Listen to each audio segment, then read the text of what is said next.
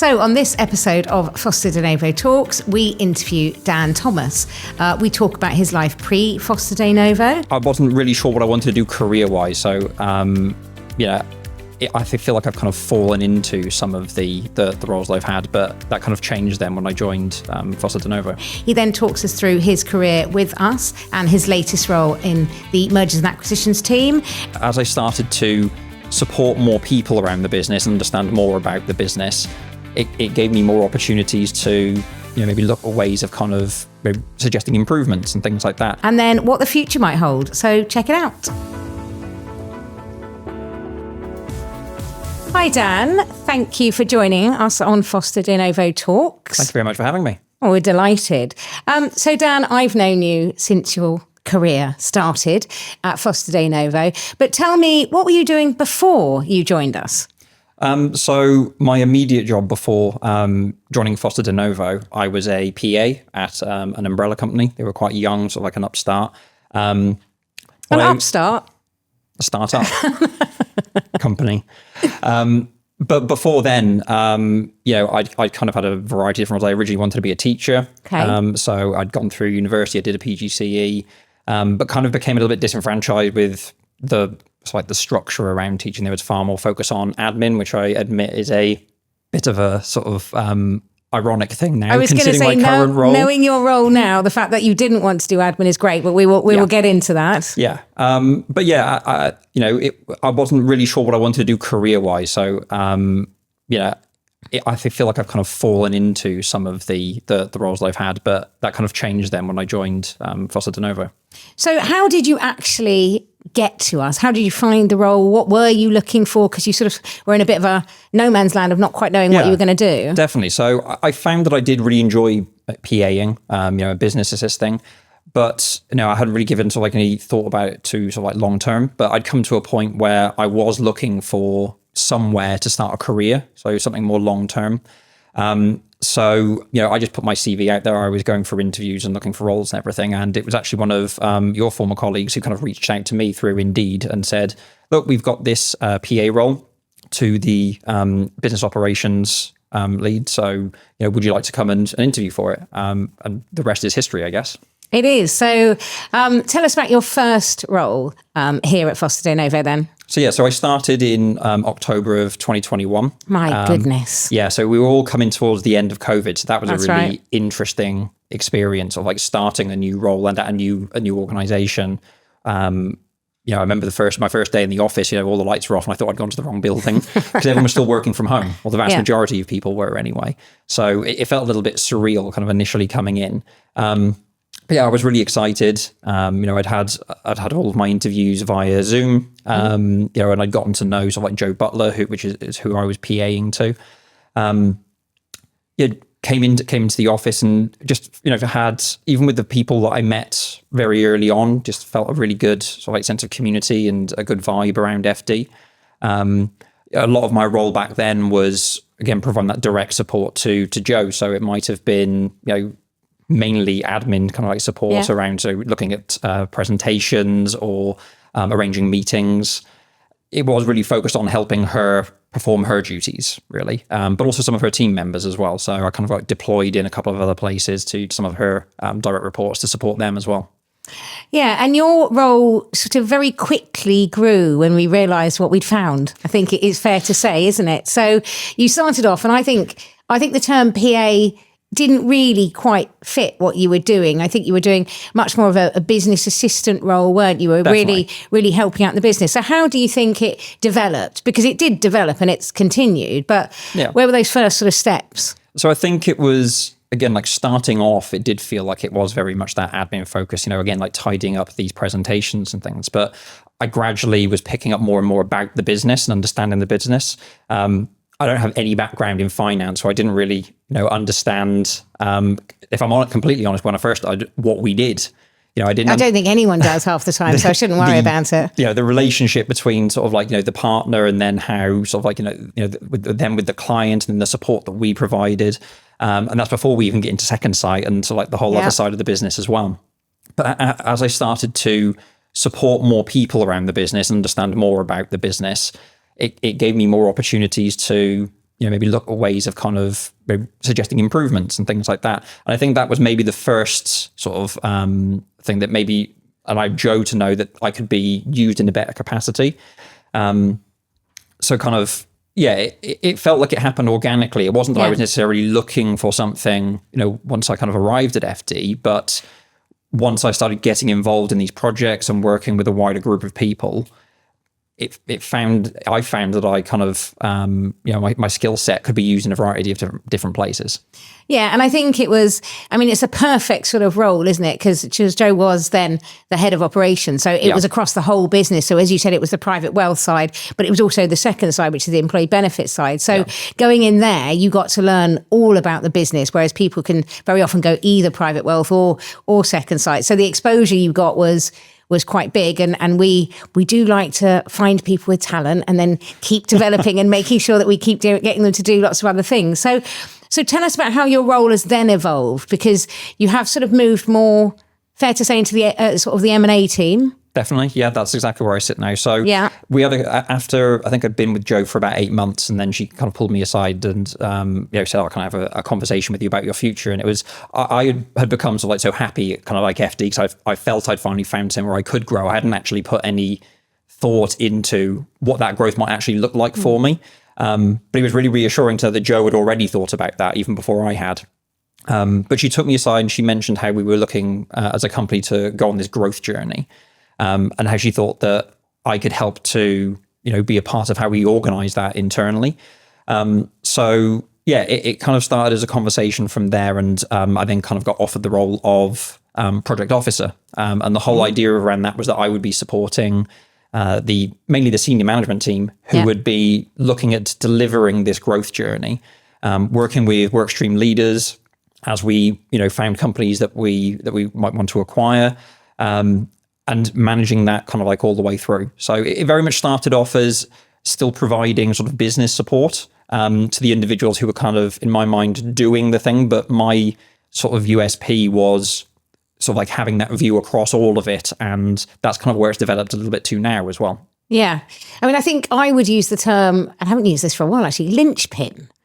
I think I said, I said to Roger the other day, I said, I think I might need Dan to do something. He went, no. Not taking Dan. And I do think that everyone, and especially with M&A, obviously, you work with our CEO, Roger, and you work with Lee, and you work with us as the directors in the team, but you are across everyone.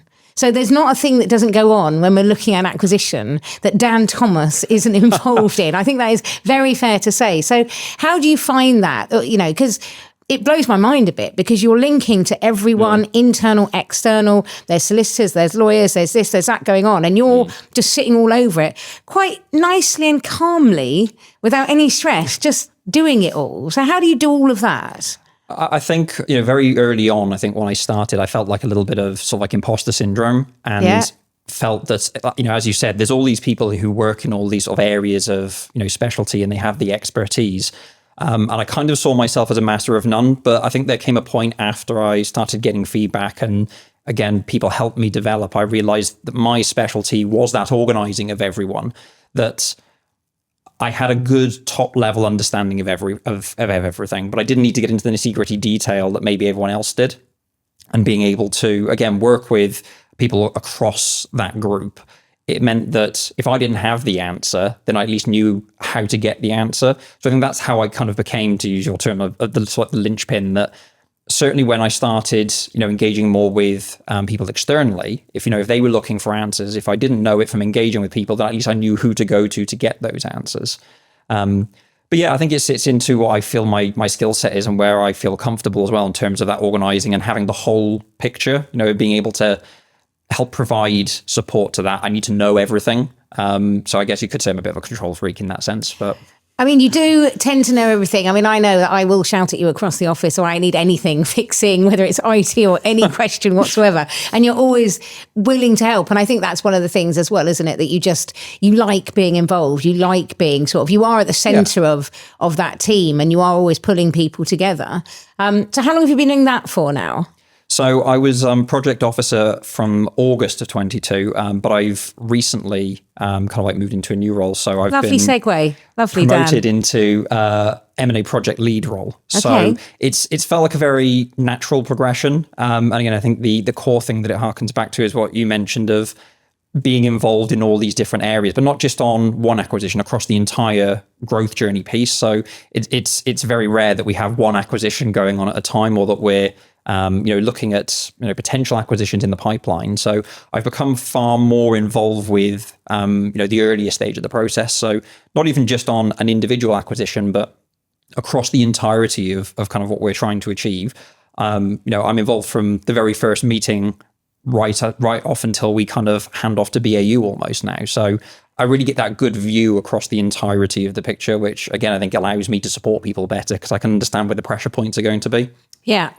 You do also get invited to the dinners out as well when we do completion and all that sort of stuff. So you're really in it from the beginning until the end. Look, now, if that is a burden I have to bear, then I'm willing to do that. You bear it well. You bear it well. Someone's got to do it. Well done. And so obviously you've got the new qualification. So how is that going to help? What's that giving you on top of what you already do? Yeah, so I was always really keen to get some sort of formalized training, I think, around sort of like project management and everything. A lot of what I've picked up has been through, the support of people, at Foster Denovo, from doing like my own reading and everything. But I was really keen to have something a little bit more formalized as well. For my own sort of peace of mind that I was on the right track, but also to feel that I was best equipped to achieve what I wanted to achieve, here. So it was kind of twofold for me. Once I kind of like went through that, it validated that I was doing the right things, but it also gave me a real good sort of framework and a tool set to progress the things I was already doing. So I think it added as like another string to the bow almost. Yeah. But it was great as well that FD were really behind me taking part in that, and me wanting to develop in that way, and providing the support for me to do it. And I think it is great. And I know you love to learn as well. So obviously it feeds to that. When you first joined Foster Denovo, which is how many years ago now? 4 years maybe, nearly. So it was 2021 was when I joined. Did you think this was where you would end up? Did you have any idea? Not at all. I'd always kind of had this idea of wanting to be somewhere where I could have a career. But as I mentioned, I hadn't really thought about what it was I wanted to do. And as I kind of reflected, as I'd gone through it, I'd looked at what did I enjoy about teaching? What did I enjoy about PAing and things like that? It was the supporting and working with people that I really enjoyed. And I hadn't really given much thought as to what that would look like when I got to where I was going to get to. But the thing that I found is, when I came here, was that the company were taking an active interest in my development. But I wasn't being sort of like shoehorned down any route. It wasn't oh, well, you've got this skill set, maybe you should go and do that. It was always a suggestion and a conversation. It felt that what I wanted did matter, and I had input in that. It was very collaborative. And that was exactly the kind of thing that I was looking for, somewhere that, treated me as a person, not kind of like just a resource to deploy at something. Yeah. And I know this is a loaded question, you may well not know, but what do you think, in the next 5 years, where do you see yourself, or not still at Foster Denovo, obviously, just caveat that. Yeah, I think I would definitely call myself in the traditional sense a company man. Good to hear. Yeah. On record. Exactly. Yeah, I can't take that back now. But yeah, I'm not even sure, but I think that's probably, again, one of Foster Denovo's strengths is that it could be anything. I'm really enjoying the work that I do with the M&A team. I'm finding being a part, of that growth journey and that strategy really exciting. Again, getting to work with everyone that I do internally and externally, knowing that those are the kind of things that I enjoy. I think still being a part of that journey and whatever comes next for us is hopefully in my future. But I don't feel that, I'm going to be shoehorned into anything. It feels like it's an open door and it's up to me, where it leads to. And I love hearing that. And I think, a lot of people will go, well, I'm not a finance person, so should I move into, wealth management or a finance firm or whatever? What would you say to those people? I think I definitely had some misconceptions, certainly before I joined FD, and not about FD specifically, but having grown up in like rural mid Wales and then having this idea of finance in London. I think you incorrectly get some of these ideas of, oh, they're all about making the money and things like that. But again, from day one, FD has always been about the people, whether that's the staff or the clients. So feeling that firsthand, I think just told me that this was the kind of business I wanted to be at. And regardless of not knowing anything about sort of like finance in that respect, there are always people around that I can ask questions to. Again, I was very lucky in my roles as well that I've been able to, pick up things from that way. But again, it feels like there's a whole host of opportunities here. You don't have to be interested specifically in finance. We have a whole support structure around whether that's HR, IT. It goes across the board here. You don't have to be in finance for there to be a home for you somewhere here at FD. Well, I mean, I can't say it better than that. So I'm just going to say thank you very much, Dan, for joining us. No problem. Thank you very much for having me. It's been fantastic.